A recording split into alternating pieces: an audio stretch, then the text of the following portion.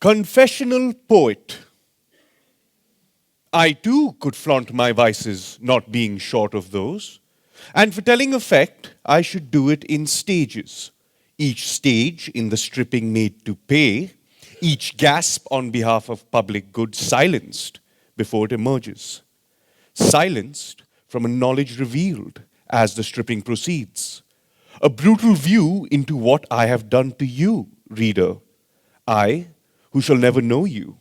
And though we will never meet, see for once, there thrown open before you, the enormity of my crimes against your sons, your daughters. Public works.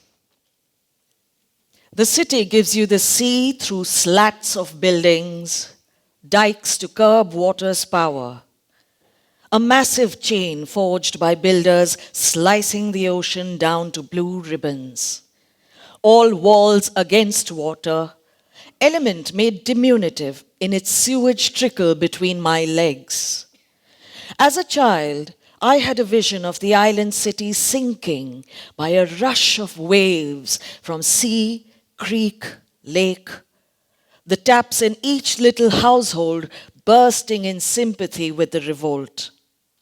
Now taming is here, unless I recount the humid fume that yesterday for 2 hours invested such varied objects. The fur of lapdogs clinging fast to their bodies, the sheen of furniture tarnished by mist, polished chrome crashing down in rust heaps, and fireplaces all over the city choking in wetness. Electric grills losing their orange glow, kerosene stoves expiring with a hiss, the ashes of coal fires pasty and dark turning inward to quench the coals.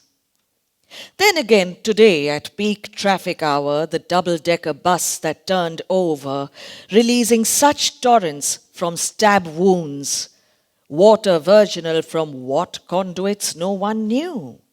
As a crowd gathered, wading through slush around the wrecked, mangled monster. What's in and out, round and about. I may have known the shore, water bounded by walls or sliding, like linen over sand. But when I think of deep sea, it is as though I were now talking of untouched organs, my awareness of liver or spleen, mute, blanketed, immediate unsubtle sensation, that's shore-like, and I am held by unwillingness to go beyond a lick, at most a skin wound. Though at times of riot, I watch intently the man who comes to a hospital with a slit belly, bewildered, but firmly holding a loop of his own gut in his hands. Carrying bras and panties to the NCPA. When my wife stayed away some days at my parents' to help with house cleaning, she called me once peremptorily and said, "Get me 3 bras and 3 panties, I've nothing to wear." To the NCPA that evening, in my Bombay satchel, the one she says she'd gladly see dumped in a garbage bin, it's so shamefully worn out.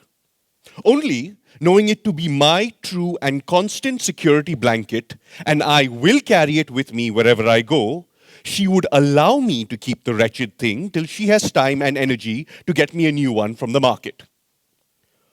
Her bras and panties carried triumphantly in my scorned Bombay satchel.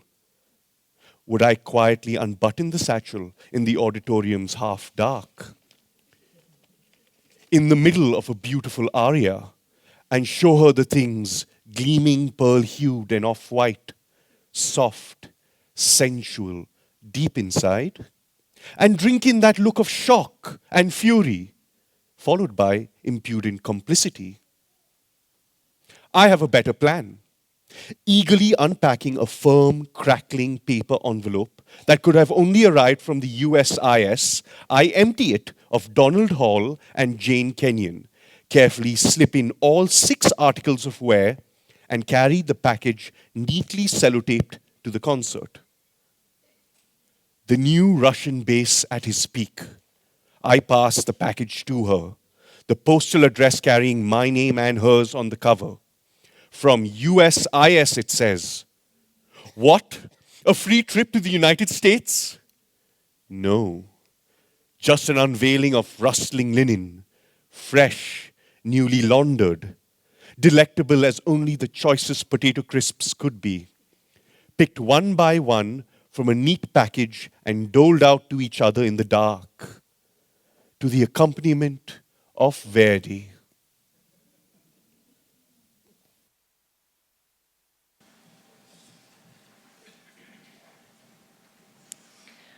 Those were some of the profound, witty, and intuitive poems written by our Poet Laureate for 2022. Good evening, and welcome to our Poet Laureate Awards presentation at the 13th edition of Tata Literature Live 2022, in association with the NCPA, co-sponsored by Tata Steel and Titan, powered by Godrej and Kotak. I'm Meher, and thank you so much for joining us this evening to felicitate and honor our Poet Laureate, Dr. Gieve Patel.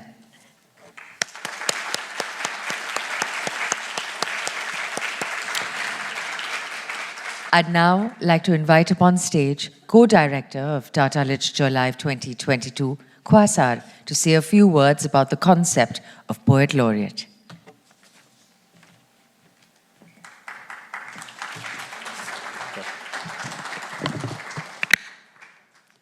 Thank you, Meher. Poets are the chroniclers of our time, but not the events. They're the chroniclers of what we feel in a moment and are judged by when we look back at. This was one of the reasons why the festival decided to have a Poet Laureate. Poets and poems are greater than the sum of their parts. They transcend the words on the page. They need interpretation. They bring nuance, things that we desperately need today. This year's Poet Laureate is not just a poet. He's a doctor, a playwright, a painter. He's basically something that all of us wish we were. But in his poems, as you heard a section of it today, he talks about simple things. He talks about everyday things. And in that, he finds poetry. Be it a patient, be it the NCPA. And that's where the magic lies, in finding poetry in the everyday. And that's where his magic lies. These are detached, sharp observations that almost take us on a journey with him. And we end up being richer having been on that journey. But since he talks about everyday things and tries to make them special, I like to think of him as Instagram before Instagram, but through words. And now, before we flatter him any further and embarrass him any further, I'd like to call on his friend and fellow poet, Sampurna Chattarji, to please read the citation on behalf of the festival.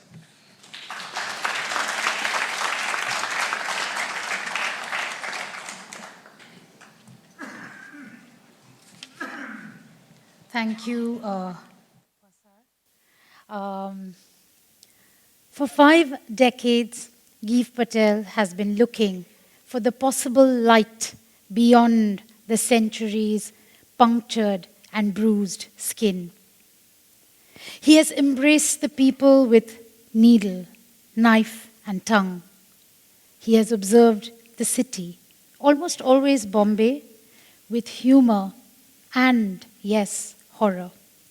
He has listened to the subterranean splinterings between pain and pleasure, distilled and absorbed meaning and matter into mind and heart. All of this Gieve Patel has done with a poetry of profound sympathy for the underdog, a healthy suspicion of fluent victories.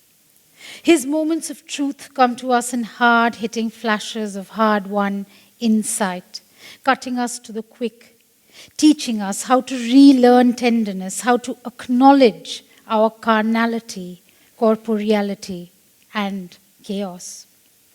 He enables us to continue asking that despairing question, how do you withstand body?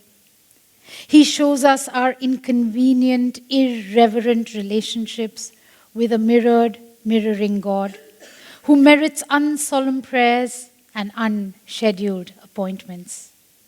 From his iconic poem that every school child, I believe, knows, on killing a tree in his very first collection, to his annual poetry workshops at Rishi Valley School, Gieve Patel has influenced and inspired generations of students and teachers of Indian poetry in English. Editing and publishing poetry with young people, he revealed himself not only as scalpel, but as gardener, green-thumbed grower of poems and poets, with a deep-rooted belief that poetry matters and that creative collaboration can lay the ground for a deeper knowing. His own ways of seeking knowledge have, as Kwasar pointed out, been multiple. Through his medical practice, his paintings, his work as a playwright, and his ongoing translation of the 17th century Gujarati mystic Akho. What links these diverse engagements is his ability to visibilize what he calls finely shaded inner movements without ever disregarding the upheavals of the external. His pursuit of the inward tryst is not characterized by hermetic retreat from the clamor and glare of existence, rather by a resolute witnessing of its tortures, its cruelties, and yes, its absurdities. In recognition of the mind that has reflected on the ambiguous fate of being neither Hindu nor Muslim in India, the heart that has stayed alert to the thin, continuous cry that hounds the universe, the poet who sees himself as a profane monk on a wayward pilgrimage with words, we are delighted and honored to announce Gieve Patel as the Tata Literature Poet Laureate 2022-23.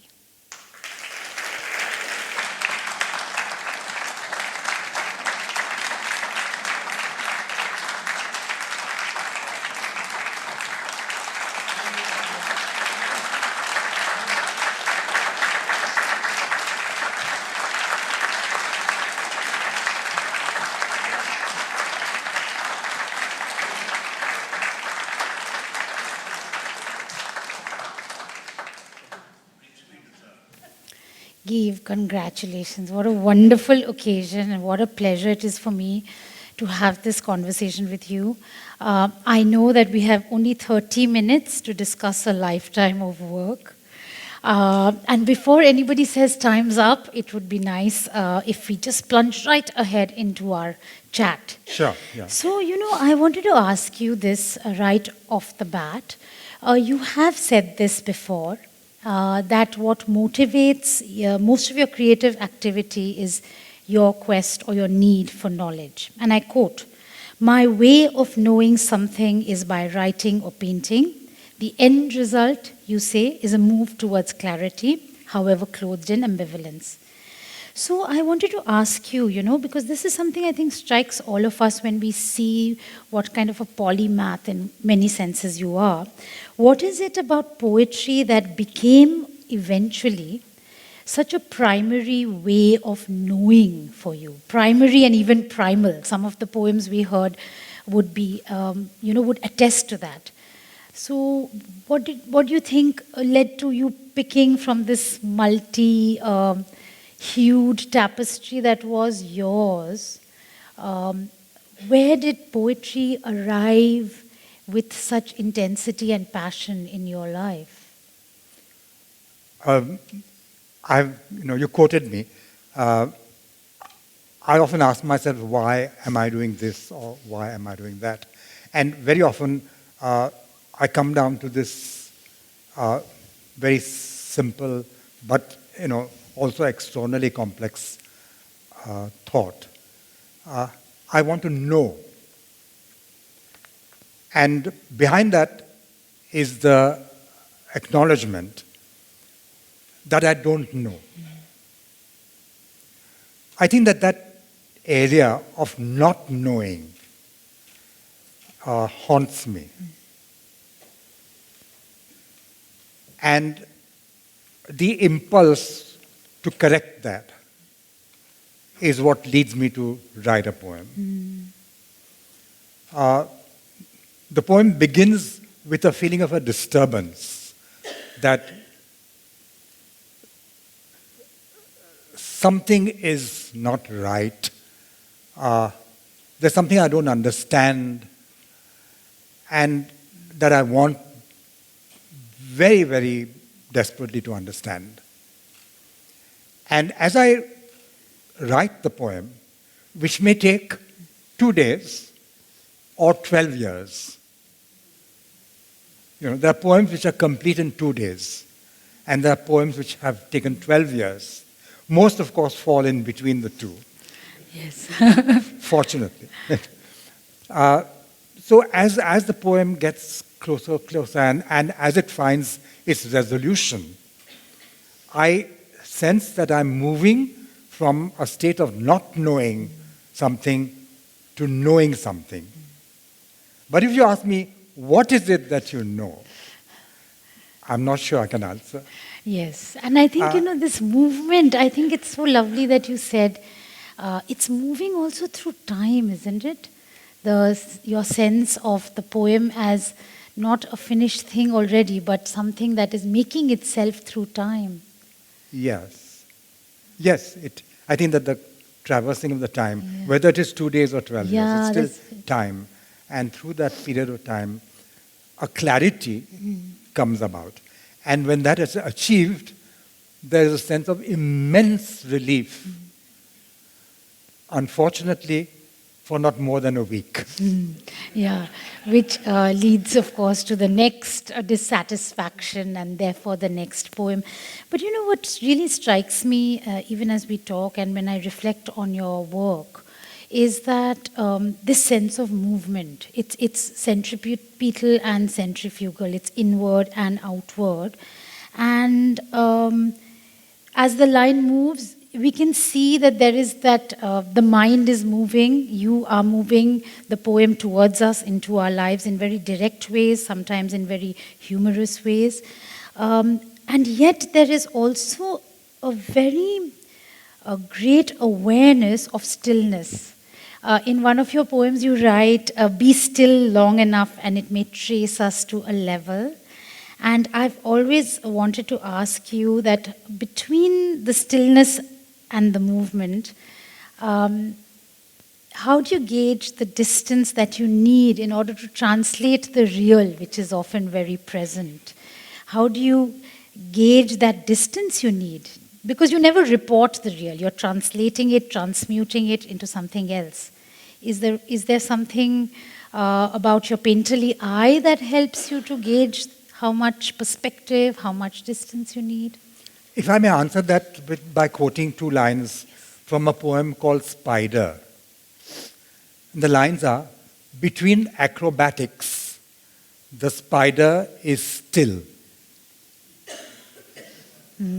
Yes.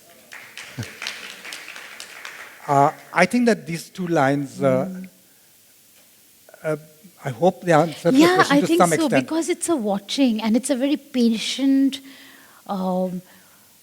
waiting to weave what will eventually become the poem, I feel. There's a certain sense of, what I always find very interesting is also the way in which you bring different words, whether it's the urban, the rural, the insect life, or human life. They are all very contiguous to each other. So the proximities are very close. And I'm thinking here, when I think of proximity, I obviously think of the Bombay locals. And it makes me wonder about the traveling eye, which is both the eye as the self and the eye that travels as you look and observe.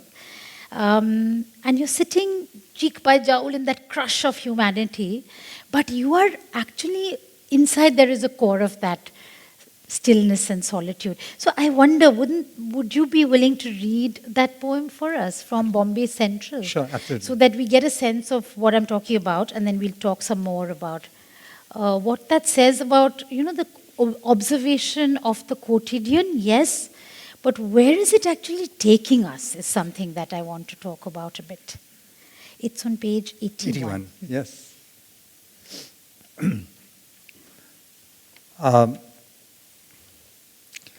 My clinic for years and years was almost next door to Bombay Central Station. Also, of course, I would use the station a lot to go to my parents' village in Gujarat. So both from the point of view of contiguity to the clinic and travel out of Bombay, Bombay Central became a very special station to me. So here is the poem from Bombay Central.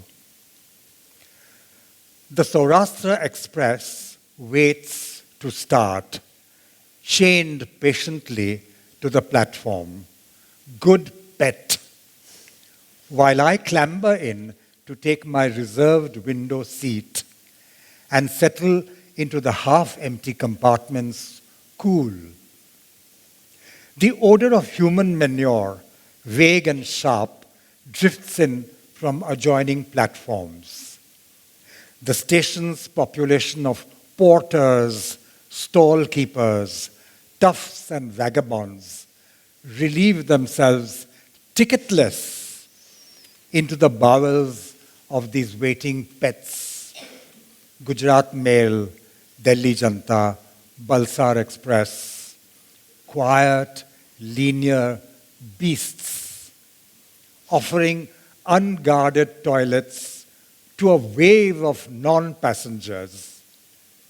Bombay Central's in-residence population.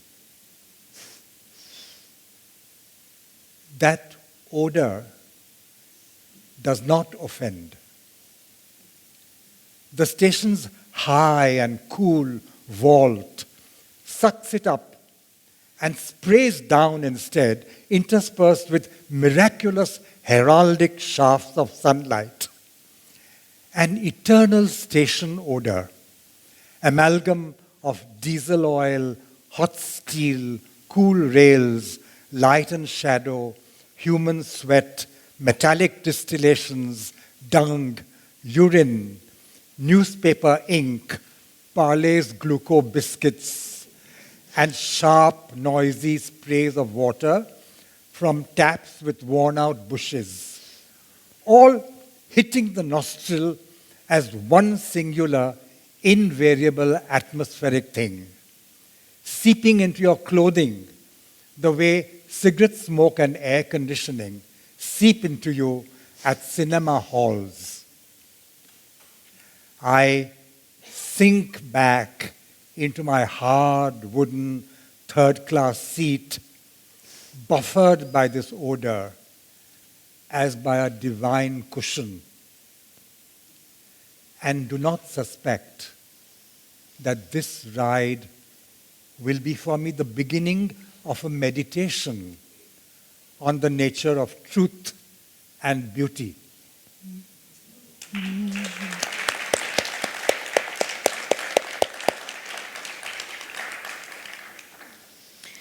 It's really the sensorium of experience. And what I find so splendid about this poem is, as every good poem must, begins in delight and ends in wisdom. And that unexpected arrival, at perhaps the destination is really the starting point for discovering, uncovering, meditating on truth and beauty. And that makes me really think that you have a very particular poetics, Gieve, of empathy as a function of looking.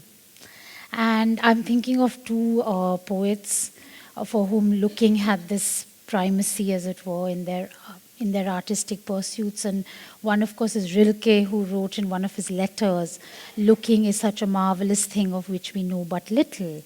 And also your friend, A.K. Ramanujan, who says, watch your step. A sight may strike you blind in unexpected places. You could see too much, and it could be an act of inflicting temporary blindness on you.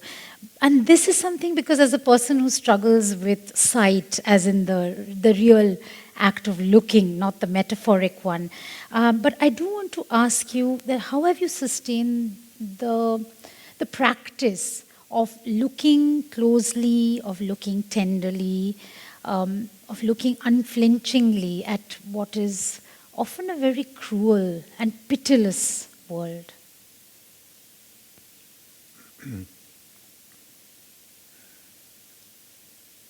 I think that it is a cruel and pitiless world, and I think that we owe it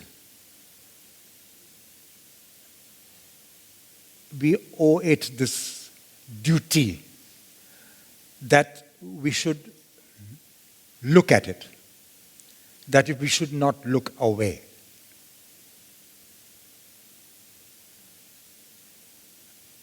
And I try to do that. I think it is that, I always think of it as the scalpel gaze, and I did say that in the citation, but it's tough. And yet it's always leavened by the unfailing humanity, which is, I think, never at a point anywhere in the book, whatever the situation, whatever you are looking at, which we would rather look away from. For example, that image of the man literally holding his guts in his own hands. I do feel that it's a look that tells us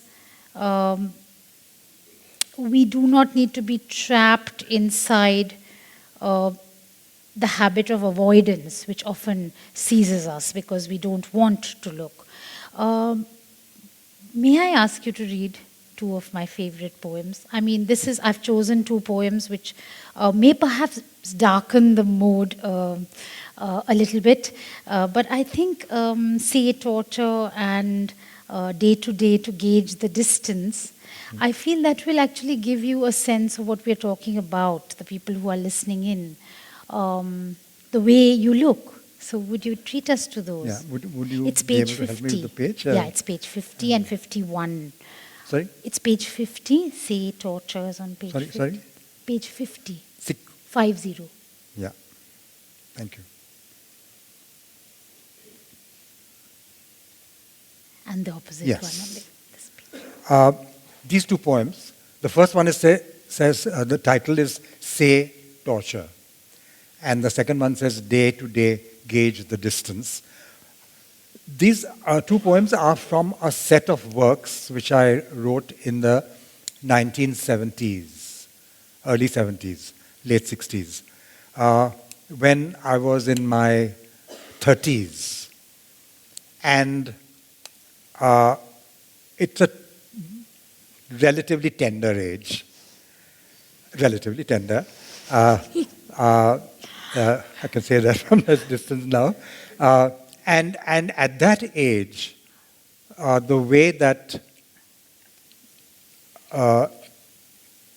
international tragedy strikes you is devastating. And, at that time, what was happening in Vietnam, and what was happening in our country, and what was happening in Iran, all of these, were crowding in on me.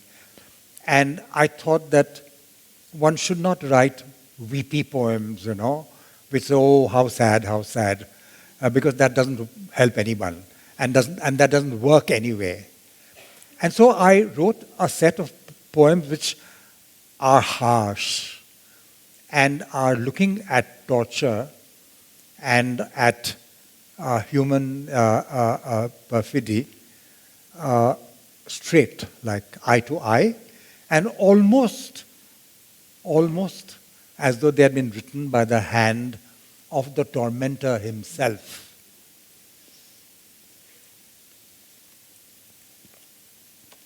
Say torture. Say torture. It is event. It is stake, fire, instrument. A man tortured is embalmed in the boundaries of an hour, an afternoon of swans and foliage. But in screaming and rage, it cannot be, he does not think of perpetual torment. A fancy his nerves now believe could well be a fact. Flesh endlessly replicated and divided as often.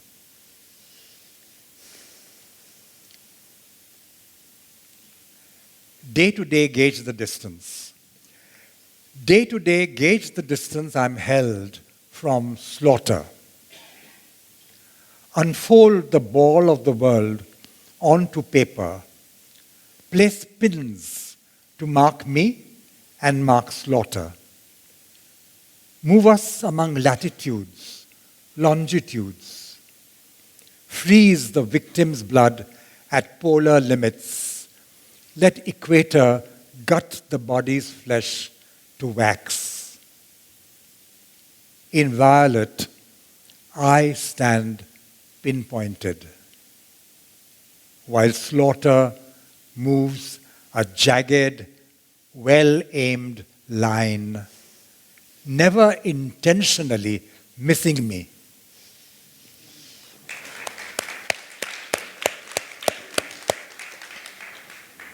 You know, it's really a testament to your work as a poet, and also to the inherent, the tragedy of human history, that these things could have been written yesterday. And I think, I always think of these as companion pieces. They are companion pieces. It's lovely to know that. But there also is the sense that very often, we often, I'm sure you get this a lot when you're doing your workshops. There's often a notion that poetry is so abstract and it's all happening in the head. But when I read your work, I get the sense that very often the flesh is where the poem is born. And, there's that poem called Cord Cutting, where you say, it's literally about birthing a child, but it again goes back to where you're looking. It's a very keen kind of looking. You use the word keen. And you have this line where you say you're trying to divide your eyes and try to capture an altered feature. And I was thinking, how does one do that? How does one maintain the center of gravity essential to this kind of contemplation, and divide and yet create a twofold attention? Because very often you do that. You're showing us two things. Yeah. And in that context, you've been committed to a twofold path, as it were, which is not only the poet as the individual seeker, but also the poet who is very much a part of a community. So it's not only the looking at the jostling crowd and looking at distant fields and trying to make them all come within our line of vision so that we too can look squarely in the eye. You've been very much embedded in communities and collaborations. So I want to ask you to tell us a little bit about the kind of sustenance that you think these communities offer us, individuals as poets, and also a little, if we were to move from the scalpel, the wielder of the scalpel, to the grower of the poems and the poets, about your workshops with young people. Okay, if I understand your question, you are asking me about my community. Yes. And then you're asking me about the community of students with which whom you're I growing, worked. yes. My community, in this case, is a community of writers. Nissim Ezekiel was the first poet who I approached at the age of 19 and who looked at my first batch of poems and more or less gave them back to me. But he said, I would like to see the next batch a year from now. When I gave him the next batch a year later, I got a yellow postcard. In those days, we all used to write to each other on yellow postcards. They cost just ₹1. Yeah.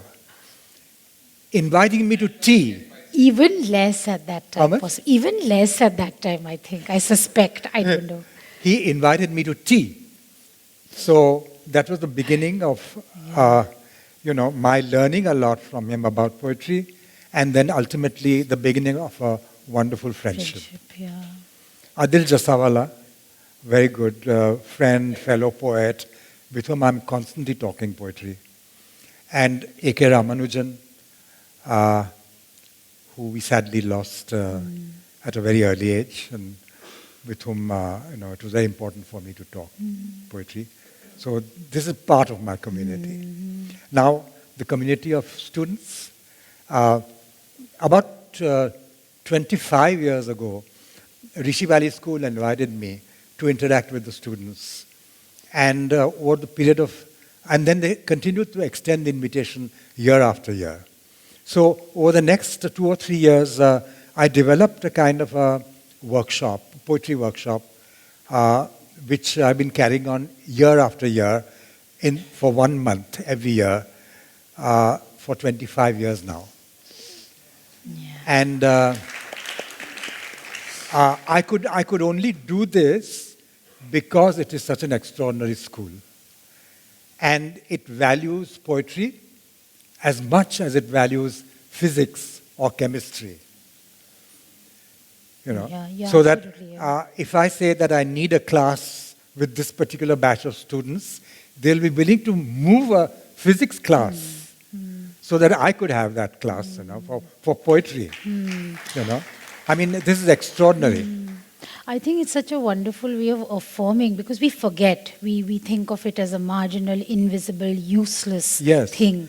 But this is and it is a beautiful environment.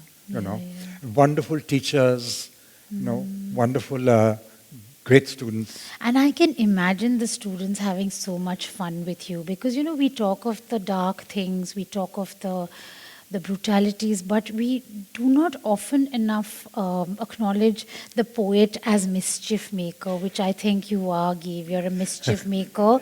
The poem about carrying panties and bras to the NCPA, I mean, if I may quickly kind of enter, I ultimately worked with Rishi Valley students from the age of 13 to the age of 17, 18.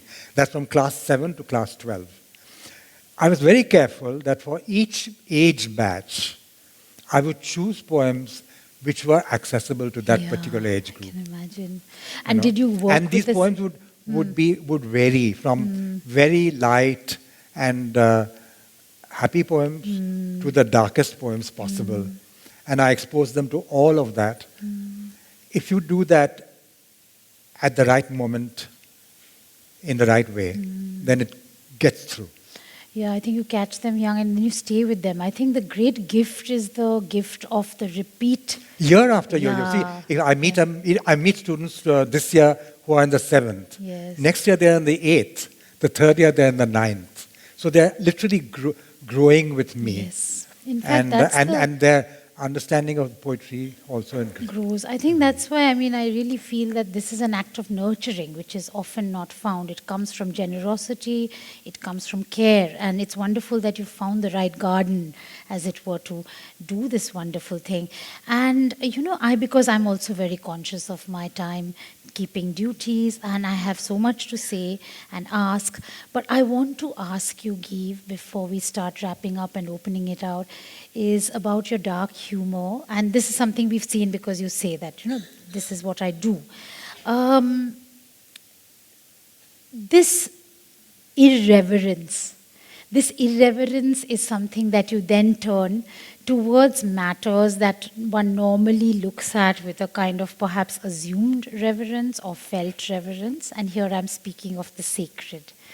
So tell us a bit about that moving away from the, let's say, the quotidian, corporeal, recorded, real world towards matters of the spirit.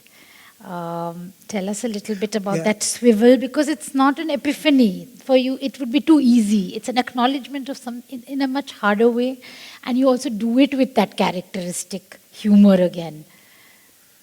Yeah.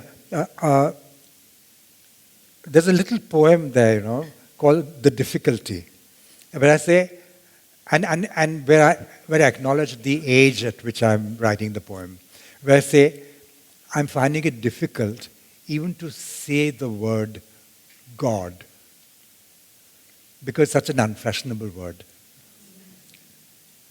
And at the age of 50, for the first time, to say the word is very difficult.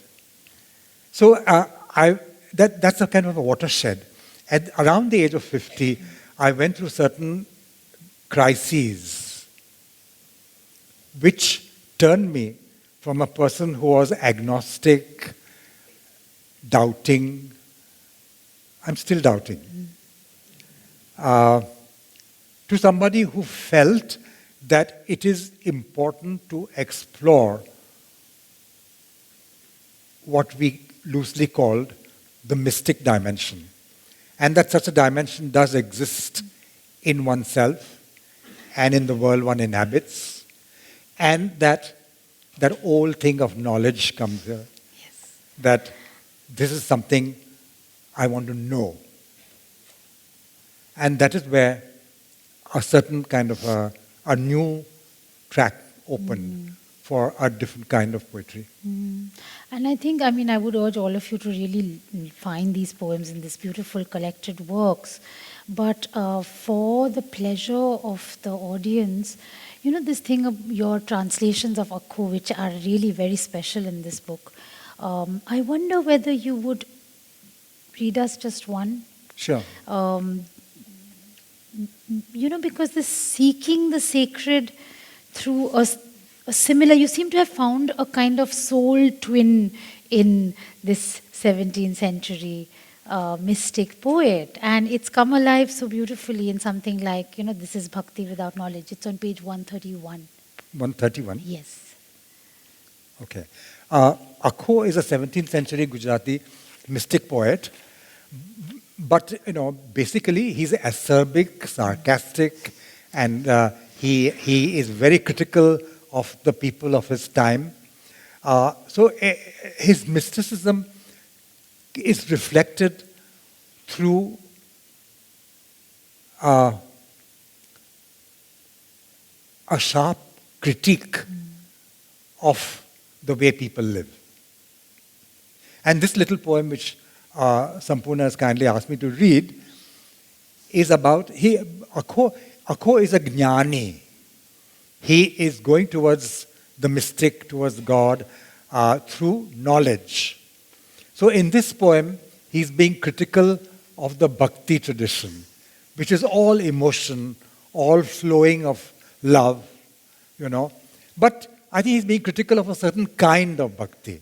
I don't think he's saying that all bhakti is false. But he's saying that there's a certain kind of false emotionalism in a certain kind of bhakti. And that is what he's critiquing. This is bhakti without knowledge. A dog barks when he hears dogs barking, each howling after the other in a rhapsody of belief. Has someone cared to ask who's seen the thief? So claim what you will to have known or learned. Akha says, you will go wrong at the very first turn. Love it. I just absolutely love it. And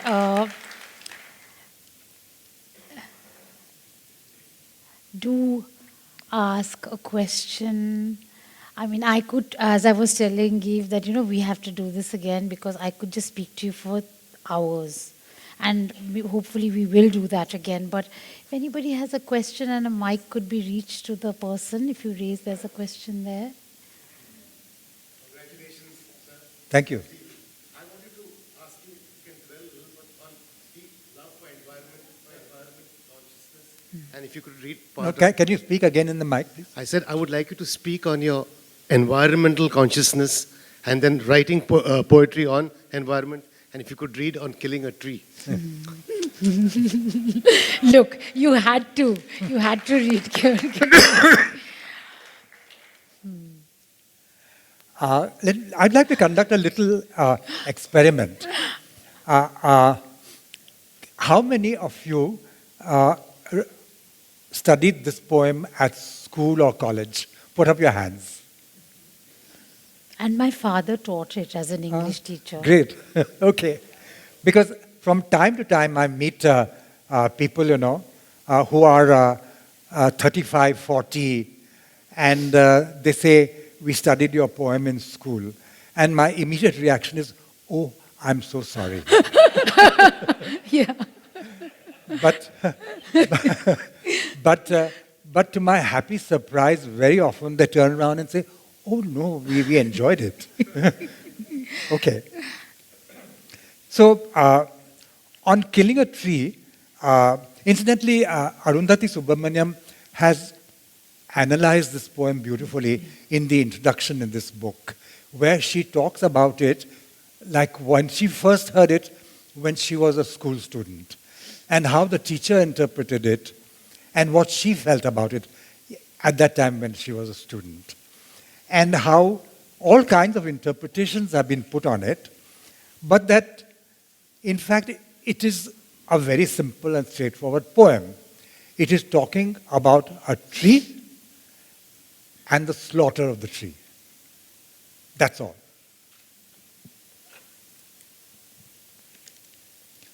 On killing a tree, it takes much time to kill a tree. Not a simple jab of the knife will do it. It has grown, slowly consuming the earth, rising out of it, feeding upon its crust, absorbing years of sunlight, air, water, and out of its leprous hide, sprouting leaves. So hack and chop, but this alone won't do it. Not so much pain will do it. The bleeding bark will heal, and from close to the ground will rise curled green twigs, miniature boughs, which if unchecked, will expand again to former size. No, the root is to be pulled out of the anchoring earth. It is to be roped, tied, and pulled out, snapped out, or pulled out entirely, out from the earth cave. And the strength of the tree exposed, the source, white and wet, the most sensitive, hidden for years inside the earth. Then the matter of scorching and choking in sun and air, browning, hardening, twisting, withering, and then it is done.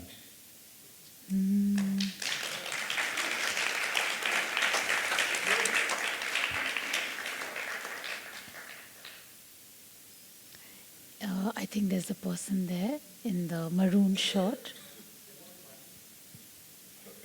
I think perhaps the last question, unfortunately. Hello. Yeah.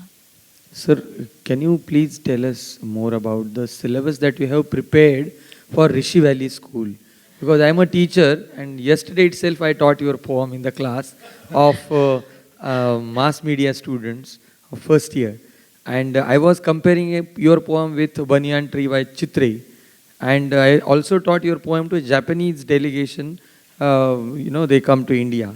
So I want a kind of a syllabus that if you have prepared, or can you please tell us how you teach to Rishi Valley School so that we can continue that tradition, so that we can catch young students and could come out with a workshop like that.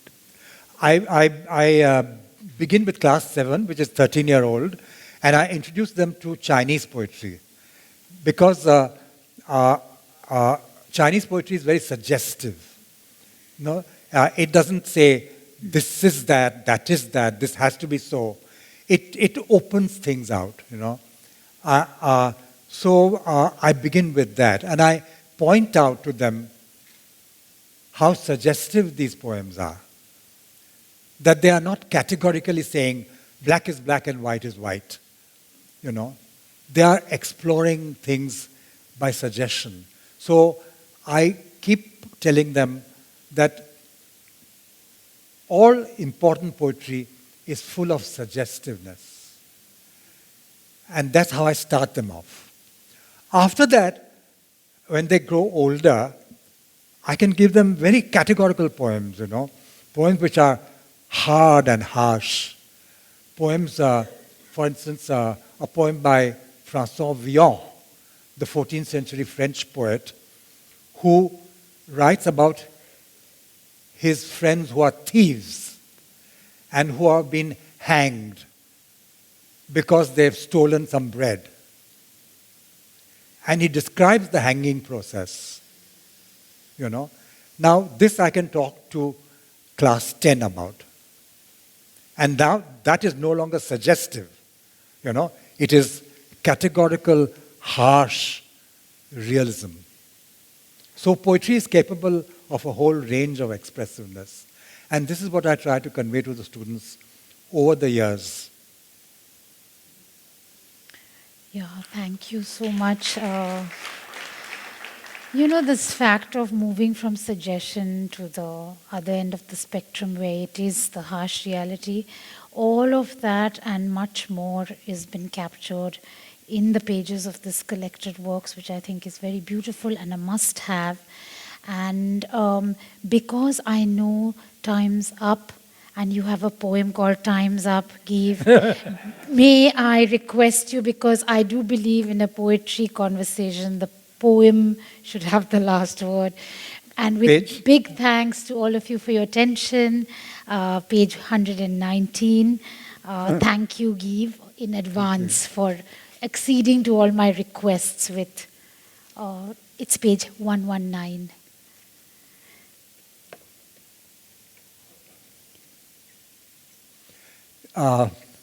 We were talking about bringing bras and panties to the NCPA, and another title for that poem could be, and I'm snitching the title from my friend Ramanujan's poem, the title could well be Love Poem for a Wife. Yes. So it is, love, death. These are things which are so basic and important, and yet it is possible to talk about them lightly.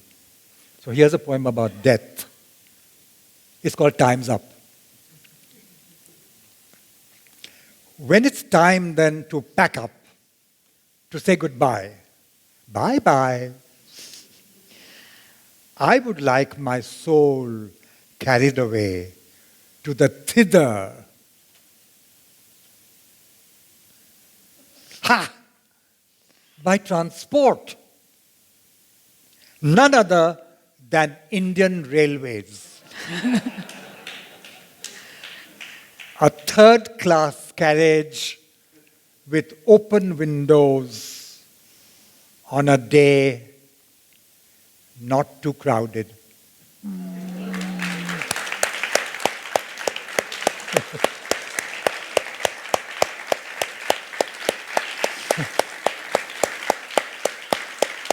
Thank you.